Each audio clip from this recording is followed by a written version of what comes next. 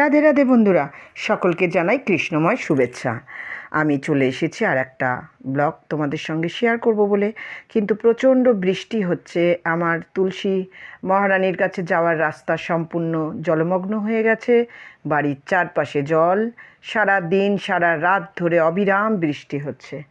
তো এই বৃষ্টিতে সমস্ত দেখতেই পাচ্ছ, টবগুলো সব একদম ডুবুডুবু হয়ে গেছে। এই উঁচু জায়গাটায় ভাবছি টবগুলো সব তুলে এনে রাখবো, তো সেটা করতে গেলেও একটু সময় লাগবে। এদিকে এত বৃষ্টি হয়েছে সারা রাত যে ঘুম থেকে উঠতেও দেরি হয়ে গেছে। সামান্য কিছু ভোগ ভগবানের জন্য করেছিলাম, তোমরা দেখে নাও। ভোগ দিয়েছিলাম হচ্ছে অন্ন দিয়েছিলাম, আর ঘি তুলসী পাতা দিয়েছিলাম, আর ঝিঙে দিয়ে মুগের ডাল আর আলু ভাতে। এই ছিল আমার ভগবানের ভোগ। এবার আমি স্কুলে বেরিয়ে গিয়েছিলাম, স্কুল থেকে ফিরেছি, সমস্ত জামা কাপড় ভিজে, কেউ শুকোয়নি। তো যাই হোক, এ বলে ঘরের মধ্যেই মেলতে হবে, তো এই ট্রলিটার মধ্যে আমি মেলবো। এটার সুবিধা হচ্ছে এটার মধ্যে অনেকগুলো দেখো হ্যাঙ্গার রয়েছে, মানে অনেকগুলো মেলা যাবে। এই যে লম্বা লম্বা লাইনগুলো রয়েছে, প্রত্যেকটাই মেলতে পারবো। তো এটার আর একটা সুবিধা আছে, এটাকে আমি যে ঘরে থাকবো পাখা চলবে, সব ঘরে তো আর পাখা চলে না। তো যে ঘরে আমি থাকবো সেই ঘরে এটাকে আমি, যেহেতু চাকা লাগানো আছে, আমি নিয়ে চলে যাব, গিয়ে আমি শুকোতে দিতে পারবো।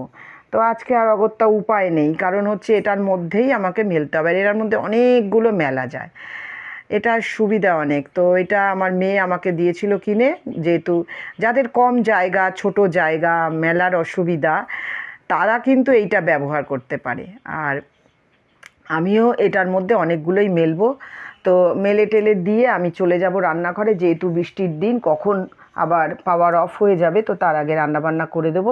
কর্তা বাড়ি নেই, কর্তা বাড়ি আসবে, তো সারাদিনের পরে সে বাড়ি আসবে। একটু ভালো, মানে প্রসাদ সবই ভালো, কিন্তু একটুখানি মনের পছন্দ মতো প্রসাদ হলে বাড়ির লোকেরা খুশি হয়। তো সেজন্য আমি সকাল সকালই চলে যাচ্ছি, সন্ধে হওয়ার আগেই রান্নাঘরে চলে যাচ্ছি।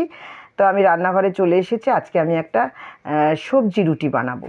তো সবজির মধ্যে আমি নিয়ে নিয়েছি গাজর, আর নিয়ে নিয়েছি ক্যাপসিকাম। তো গাজর তো বাচ্চারা এমনি দেখবে খেতে চায় না, তো এভাবে যদি বাচ্চাদেরকে দাও রুটির মধ্যে, তো রোজ রোজ পরোটা, লুচি এগুলোও করা যাবে এটা দিয়ে, কিন্তু রোজ রোজ তো খাওয়া ঠিক না। তো এইগুলো, আর ভিটামিন যেহেতু এ আছে, যাদের চোখের সমস্যা আছে তাদের জন্য তো এই হলুদ জিনিসটা অত্যন্ত উপকারী, তাই না? তো যাই হোক, আমি সবসময় খাবারের খাদ্যগুণটা দেখি, যেহেতু আমি একটা মানে হেলথের সঙ্গে, তারপরে একটা বাচ্চা, শিশু ও মায়েদের নিয়ে কাজ করি, তো আমার সবসময় ওটাই মাথায় থাকে। তো ক্যাপসিকামটাকেও আমি বানিয়ে নিচ্ছি ছুরি দিয়ে। তো ওটা এবার দুটোকেই সব বানিয়ে নিলাম। তো এর মধ্যে তোমরা অন্য সবজি যদি কিছু থাকে দিতে পারো, কোনো অসুবিধা নেই। তো আমার কাছে মনে হচ্ছে আজকে আমি গাজর আর ক্যাপসিকাম দিয়ে করব। তো গাজরটাকে আমি গ্রেট করে নিচ্ছি, কারণ যেহেতু আমি আটার সঙ্গে এটাকে মাখবো, তো সেহেতু আমি একদম গুঁড়ো গুঁড়ো করে নিচ্ছি, যাতে একদম মিহি হয়ে যায়। তো যাই হোক, দুটোই আমি গ্রেট করে নিয়েছি, একদম মিহি মিহি হয়ে গেছে। এবারে কড়ার মধ্যে একটু জল দিয়ে দিলাম, জল দিয়ে এটাকে আমি একটু সেদ্ধ করে নেব। যেহেতু এটা ভাজা হবে না, তা ভাজা না হলে সবজিগুলো কাঁচা কাঁচা থাকবে। বর্ষাকাল, এখন সবজি সেদ্ধ করেই খেতে হবে, মানে ফুল বয়েল। তো যাই হোক, তেল দিয়ে দিলাম, একটু নুন দিয়ে দিলাম, আর এর মধ্যে কিছুই দেব না, কারণ রুটি যেরকম সাধারণ হয় ওরকমই হবে। রুটির মধ্যে তো অনেক কিছু ভালো লাগে না। আর এদিকে ওটা ঠান্ডা হচ্ছে, আমি এদিকে একটুখানি বাটি চচ্চড়ি করে নিই আলুর। তো এর মধ্যেও আমি কিছুই দেব না, আমি দুটো কাঁচা লঙ্কা দিয়ে দিলাম, জল দিয়ে আলুটা সেদ্ধ হতে দিলাম। আর ততক্ষণ এটা সেদ্ধ হোক, আমি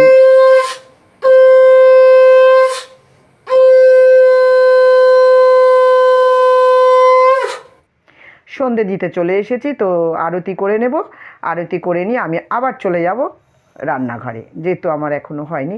তো ওটা সেদ্ধ হয়ে গেছে, আমি এবার আটা নিয়ে নিয়েছি, আর আটা দিয়ে এবারে আমি এই যে সেদ্ধ করে রেখেছি ক্যাপসিকাম আর গাজরটা, সেটাকে আমি ভালো করে একদম আটার সঙ্গে মাখিয়ে নেব। যেভাবে আটা ময়দা মাখা হয় সেভাবেই মাখবো, একদম মোলায়েম করে, যাতে ভালো করে বেলা যায়। কিন্তু এর ভেতরে তো নুনটা সবজিতে দেওয়া ছিল, আর কিছু দিতে হবে না। মাখিয়ে নিচ্ছি ভালো করে, একদম মোলায়েম করে মাখিয়ে নিয়েছি। দেখো একদম মাখা হয়ে গেছে। এবার আমি এটাকে বেলে চাটুতে সেঁকে নেব। আর এই চাটুতে শেখার সময় আমি বলে দিচ্ছি একটু, এর ভেতরে এই রুটিটা কিন্তু ওই যে একটা ফোলা ভাব হয়, ফোলে খুব যে ফুলবে না, কারণ যেহেতু এটা সবজি দেওয়া আছে আর একেবারে নরম।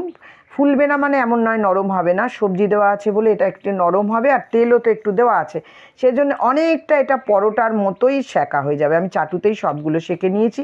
আর এদিকে বাটি চচ্চড়ির মধ্যে নুন কাঁচা লঙ্কা তো দেওয়া ছিল, এবার একটুখানি নামানোর আগে সর্ষের তেল দিয়ে দিলাম।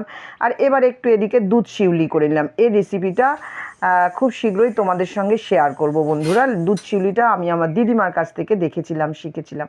ভগবানকে ভোগ নিবেদন করে দিয়েছি। দেখো এর মধ্যে শুধু অ্যাড করেছি শসা আর কলাটা, বাকিগুলো তো তোমরা দেখলে। তো সকলে ভোগ দর্শন করো, ভোগ প্রসাদ দর্শন করো, এবং দুর্ভোগ অবশ্যই কাটবে ভোগ প্রসাদ দর্শনে। তো এখন আমি আবার চলে যাব, অন্যান্য অনেক কাজ আছে, সেগুলো সব দেখানো সম্ভব নয়, কারণ হচ্ছে জব করব, বাসন এই যে এত হয়ে গেল রান্না করতে গিয়ে। ভগবানকেও একটু দর্শন করে নাও, সেগুলো ধোবো। তো যা, আমার ভিডিওটা আজকে এই পর্যন্ত ছিল বন্ধুরা। সকলে ভালো থেকো, দেখা হবে, রাধে রাধে।